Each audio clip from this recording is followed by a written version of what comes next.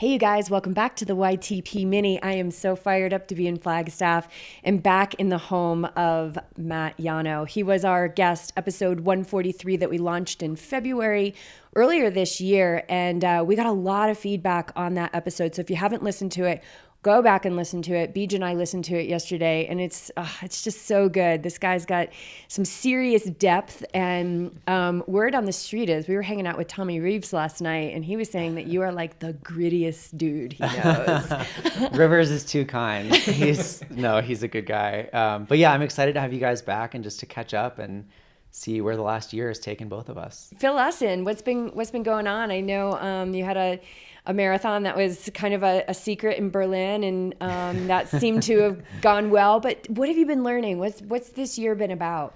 Oh man, this year has been even more than we talked last time. It's been so much about the mental side of things for me. I realized actually after our conversation, and I remember we talked about like, oh, you should look at my bookshelf.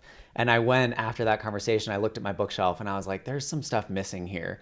And I've ordered like, I don't even know how many books now. And I've just been like delving into all of this mental performance side of the sport that I really wasn't, I was kind of in tune to it before, but talking to you guys kind of opened up my mind to the power of your mind and like how you can create your own reality. And so that's kind of what this year has all been about for me. And I ran Berlin a couple months ago and kind of went under the radar and just wanted to do it for myself and not for anyone else. And I wasn't posting on social media, and I wasn't, touting this workout or that workout or what my goals were. It was just like, this is for me. This is like to prove that I still want to do it. And it went great. I PR'd by almost a minute and a half, and just kind of, I found that shutting everything else out kind of helped me to, like we talked about last time, to kind of tune into myself and to find what motivated me and what got me to run, all these workouts by myself when the drive wasn't always there every single day, but you kind of just figure out a way to get through it. And so that was kind of what this year I've been learning a lot.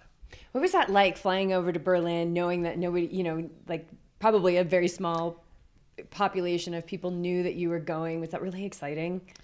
It was, in a way it was, yeah. It was kind of like, I had these people constantly reaching out and like, are you going to run a fall marathon? And I had one like the following week, and I was like, oh, I don't know. Well, you'll see. Like, I don't know, if I run a marathon, you'll hear about it or something. And so I was just keeping it really low key. And but it was nice. It was nice not to have the pressure. It was nice not to have expectation placed on me by someone else. And it was, of course, I had my own expectations of what I wanted to do. But it was nice, again, that I was doing it for myself and I wasn't doing it for someone else. And afterwards, it was kind of very much like it was beforehand. Like, still nobody really talked about it, which is fine. I still like put myself in a good position going into the Olympic trials. But I feel like I'm kind of an underdog because I ran it off US soil, and everybody else the next week or 2 weeks later ran really well in Chicago, which was really fun to see all the American guys run as fast as they did. But still, like, I'm not really in that conversation, which is okay with me. I'm kind of liking this stew that you're making. Yeah. I'm kind of liking this. I'm kind of liking it too. Yeah. It's a good place, I think, for me to be mentally. Yeah. So tell me, you added some books to the bookshelf. What's one that's been standing out that you've been putting into action? Oh, man. The one that I'm working through right now that's had some really good little tidbits is by Matt Fitzgerald, who stayed here 2 years ago for a couple months with me. And it's his book, How Bad Do You Want It? And just reading some of the stories of other athletes who have gone through these ups and downs. And, some of them have reached points that they've considered walking away from the sport. And maybe they did walk away from the sport, and then something drew them back in. And then figuring out, finding their own motivations again and seeing how they built themselves back and then got back to a level that they previously never were at before I just find those stories really, really inspiring. There was one of a I forget who it was. It was a triathlete who was like shot accidentally by his friend or something with a pellet gun or with some kind of spray bullets. I don't. It was fascinating, and he came back a couple years later and won the Tour de France. Like, just unbelievable, going against the odds and seeing, you know, what people can achieve when they believe it, you know. And I'm sure at times nobody else believed that any of these athletes were going to come back. And they talked about, one of them was Jenny Simpson, at NCAA cross country her senior year, she was heavily favored to win, and she ended up getting 163rd. And then a year later, I think she won the gold medal at the World Championships, or maybe it was 2 years later.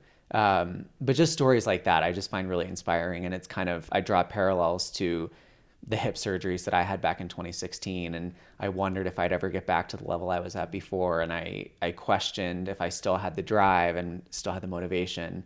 And little by little, I've kind of been chipping back away at that. And in 2017, I ran a 2:13 marathon. In 2018, I ran 2:12. 2019, I ran 2:11. So I'm moving in the right direction. And I've now surpassed any of the personal bests that I had, or at least for the marathon, before the hip surgery. So it's a nice place to be in going into an Olympic year. So the momentum, you've got momentum behind you. Big. So in that, I come across this a lot too, and you're probably onto this. Do you feel any of those notions to push the brakes a little bit? Like maybe an old thought pattern that comes in and be like, whoa, wait, maybe I shouldn't be doing this right now. And that may stop the momentum, but you quickly switch to let's keep this going. Yeah, I think that was one of the big things that I learned, that I could push myself harder than I previously thought when I was working with Ryan Hall last year. I worked with him for 9 or 10 months, and he worked me really hard, and it was really, really challenging, but also really rewarding to see that these things that I previously thought I couldn't do at altitude, or anywhere really, I was doing with ease. And it was that mental shift that he made me believe. He believed that I could do it, and he made me believe that I could do it. And then I just did it. It was the expectation. He pushed me out of my comfort zone and got me to do these things that previously I wouldn't have even come close to. And so learning that with him, and kind of now carrying that over into my training now, has been really interesting, because it's really changed that dynamic for me, because I know that I can push my body harder than I thought I could. So it's like I had this internal regulation for whatever reason for all these years that I've lived here, almost 8 years now. And then in the last year working with him, he just shattered that. It's almost like the central governor. Have you heard of the central governor? Where it kind of like mischievously works in the back, where it kind of like holds you back just a little bit. And sometimes it'll poke its head up and be like, hey, I'm here. I'm holding you back. And then you can make an adjustment. But sometimes it's always there, just holding back just a little bit, and it's keeping you safe. Right. But now it seems like you're breaking through. What does training look like right now, roughly? So I ran Berlin the end of September, and then I took 2 weeks where I just kind of ran 20 minutes every other day, just really making sure I recovered from the marathon and that my muscles and ligaments and tendons, all that stuff was in good health, and got lots of treatment those 2 weeks. And then just kind of started building the mileage back up. I just started back into workouts. And it's the kind of crazy thing is that the Olympic trials are less than 14 weeks away now. So I had a little time to have a little break, and now it's like, all right, it's time to get back to work. So I'm just kind of getting back into that, and working on some things behind the scenes, and hopefully, I think I was in a similar position last time I talked to you guys, where it was like, oh, I can't really say anything yet. And what I was working on at the time fell through, but now I'm feeling really encouraged with where I am, from a training standpoint. I'm still coaching myself at the moment, but there's some stuff in the works with that and with a sponsor. So there's a lot of good momentum, as we talked about. There's a lot of good momentum building towards the trials. So that's kind of where I am, and I'm just focusing on one day at a time to get me there.